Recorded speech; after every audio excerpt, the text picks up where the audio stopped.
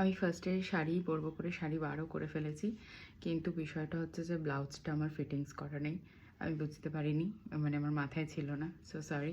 তাই আমি কুর্তি পরেই দেখিয়ে দিলাম লুকটা। তোমরা যারা কুর্তি পরবে তারা ওই লুকটা একদম অনায়াসে করতে পারো, দারুণ, একদম ম্যাচ করে।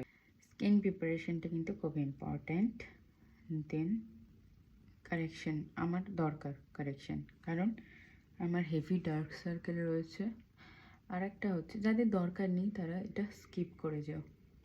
যেহেতু আমি খুব লাইট মেকআপ করব, দিনের বেলা বেরোবো, সরস্বতী পুজোর লুক, তাই এই অরেঞ্জ কনসিলারটার ওপরে আমি একটা স্কিন টোনের কনসিলার লাগিয়ে নিচ্ছি, একসাথে দুটো ব্লেন্ড করে দেবো, ব্যাস। নতুন ব্লেন্ডার। আমি এটা একদমই ওয়েট করতে পারছিলাম না যবে থেকে এসছে, যে কবে আমি একটুখানি অ্যাপ্লাই করব। জিনিস যদি ভালো হয় না, কাজ করে আলাদাই একটা মজা, আলাদাই স্যাটিসফ্যাকশন, আলাদাই কনফিডেন্স পেয়ে যাবে তুমি। যেহেতু দিনের বেলার মেকআপ, তাই ডিউই প্লাস আমাকে এটাও মাথায় রাখতে হবে যাতে হালকা ম্যাটিফাইং এফেক্ট থাকে, যাতে আমার লং লাস্টিং হয়, বাই চান্স রোদ্দুরে যাতে খুব একটা বেশি কেকি না হয়ে যায়। লিকুইড হাইলাইটার দিলাম।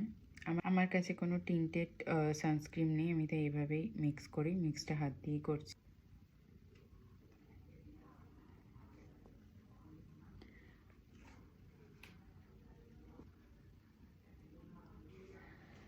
C difference. গ্লোটা দেখতে পাচ্ছ স্কিনে। ক্রিম বেসটার ওপরেই পাউডার বেস কন্ট্রোল করলাম, অ্যান্ড হাইলাইটার সরি ব্লাশারও তাই পাউডার বেসই কর। আমি কম্প্যাক্ট দিয়ে সেট করলাম, যেহেতু খুব হেভি কিছু বেস করিনি, তাই কম্প্যাক্টে একটু হালকা কভারেজ আছে, সেটাও অ্যাড হয়ে যাবে। এবার হচ্ছে হাইড্রেটিং মিস্ট। এবার একটা মেকআপ ফিক্সার দেবো। আগের দিন অনেকে এই কাজলটার কথা আস করেছো, রেকর্ডের এটা ব্রাউন কাজল। জাস্ট কন্ট্রোল কালারটা নিয়েছি, ট্যাপ ট্যাপ ট্যাপ। সরস্বতী পুজোতে খুব হেভি মেকআপটা একদমই করবো না। সেম কালারটা নিচে। উইদাউট মাস্কারা আই মেকআপ কখনো কমপ্লিট হতে পারে না। আজ একটু ট্রাই করি, বাড়াবাড়ি হয় না। মেকআপটা দেখো, গ্ল্যাম লুক, ডে লুকের জন্য ডিউই লুক।